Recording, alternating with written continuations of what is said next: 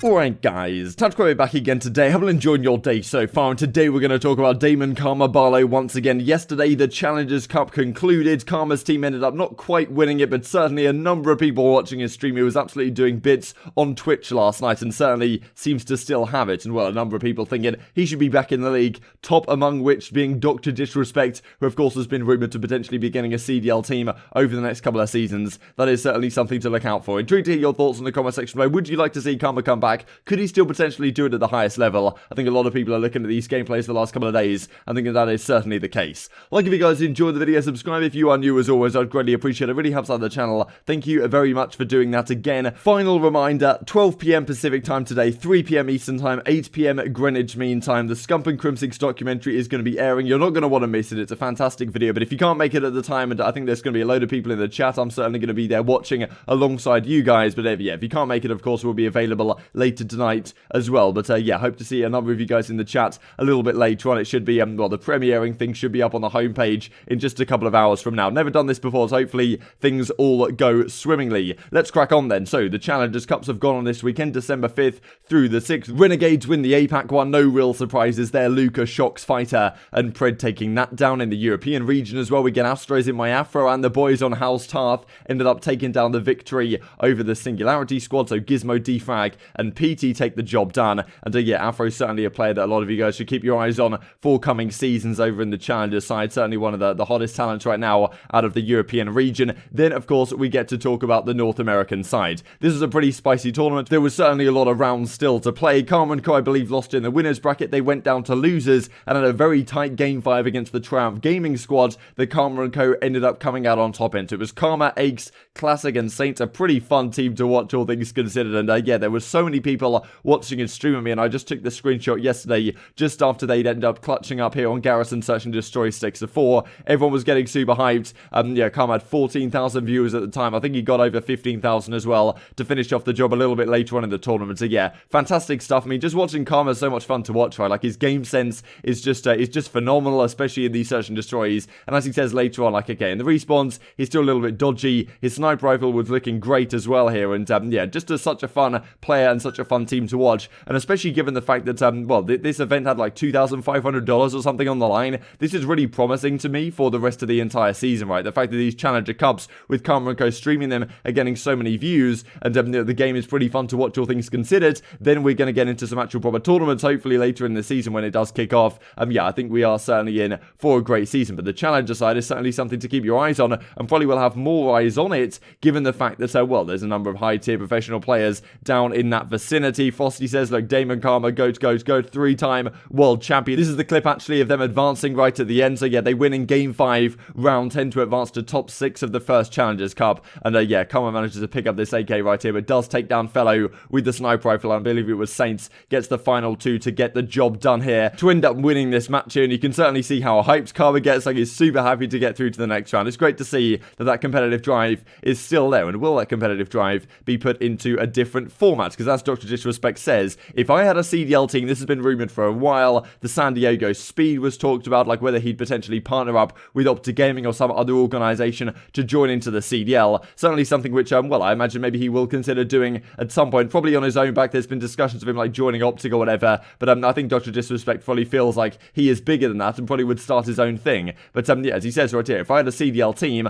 I would sign Damon Karma Barlow immediately, give him a Lambo with a Canadian flag on the hood, and as he says, missed the 2-time back-to-back and the 3 times, rolling it through everyone. So yeah, awesome to see. And if I was Dr. Disrespect, I would probably do the exact same, and I do wonder exactly what happens here. So for this 2021 season, we are of course still looking at the 12 teams, but for next season, 16 seems to be a possibility. Could Dr. Disrespect get some sort of management, operational group together to run a CDL franchise, and yeah, then pick up Karma? Who really knows? I mean, there's a question really around what Karma's going to do this season. Is he just going to be streaming as he has done, kind of playing on the Challenger side for a little bit of fun, while maybe he streams Warzone and some other things full time? Is he going to potentially join OpTic as like a content creator, as an analyst? So many questions up in the air right now, and potentially does he look to come back? He'd certainly talked to the time on the Eavesdrop podcast after he retired from well, Call of Duty professional play in the middle of the Modern Warfare season, that he's not planning to return. It's not something on his radar, but he didn't rule out the possibility at some point if he could get a decent team together. And who knows, with a 16 team expansion, that may certainly be the case next season. I'm sure you guys guys, and myself would certainly love to see it. And as Saint says, his teammate's actually crazy how good Damon is at 4 versus 4 COD. And yeah, especially in the Search and Destroys, this guy was just going off. This I thought was funny as well. So after they lost this series, or Standy and Co, after they lost this series to Damon Karma Barlow,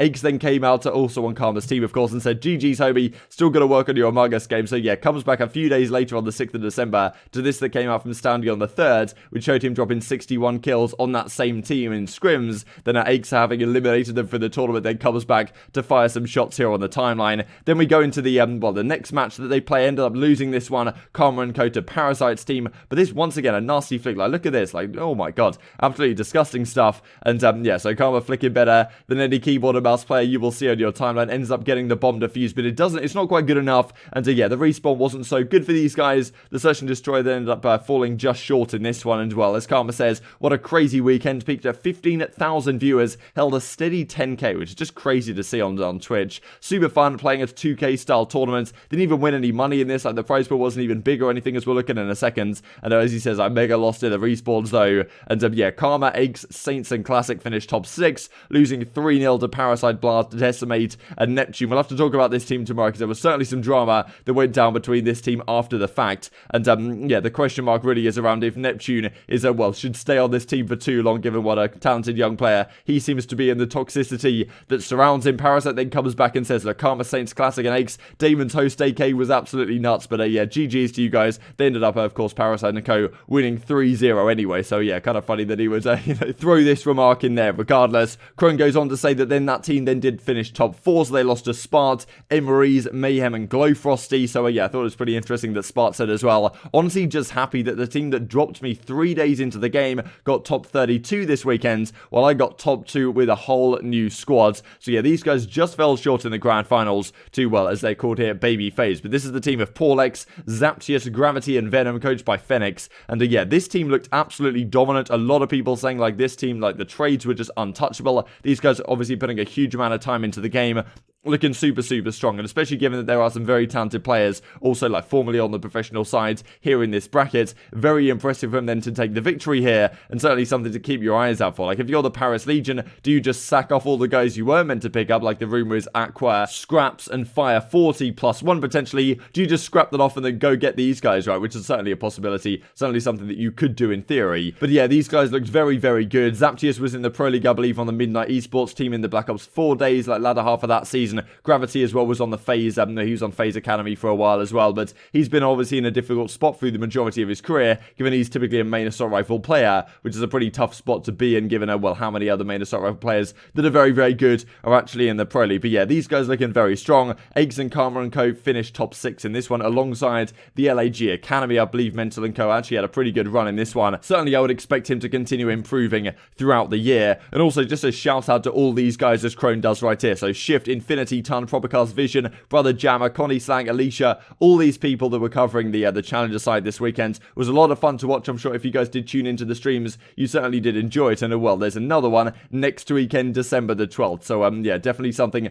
to look forward to once again through this off season, before of course the league hopefully begins sometime in January that we are predicting right now. Just to finish off the video with this pretty interesting thing that Ace has to say. I mean, certainly something that he experienced, and I think a lot of you guys will probably have experienced if you have been playing the game. Ace says, look, there's actually no point in throwing a nade in this game. Flak eats like 2 or 3 grenades, 3 trophies on the map that last forever. Needs fixing, which yeah, I think is probably true. At the same time, like, well, pretty much whenever I throw a nade, I just try and stick someone with the Semtex, because if you don't, they're just not going to die. It's very rare that you can actually finish someone off with a Semtex like you would in the past, but I do think Flak Jacket is probably slightly too strong. Like, nades do feel kind of useless, as X is saying right here, especially with the trophies in addition. Like, typically in a game, like, Flak would maybe eat like 1 grenade, right? Like, you'd eat 1, and then it would, yeah, a second one would finish you off. So I think something like that, like if a grenade did something like, you know, 80 damage or something with a Flak Jacket equipped, then you have 150 health in this game. So yeah, 2 of them would get the job done. But yeah, certainly something to think about, because in this game right now, it's maybe not the most balanced, and X is probably pointing at something which Trek might have to consider here. But it's honestly not too much of a big deal, in my opinion, certainly especially compared to some of the issues that we've seen in previous titles. Hope you guys enjoyed the video. If you did enjoy it, I'd greatly appreciate a like on the video. It really helps out the YouTube algorithm to know you enjoyed this content. Other people like you may enjoy this content as well, and help grow the competitive Call of Duty community. Thank you for watching as always, and I'll meet you guys later today for that Scump and Crim 6 documentary, and I'll see you next time. You can look at get Nick's gun, Damon. He's in there now.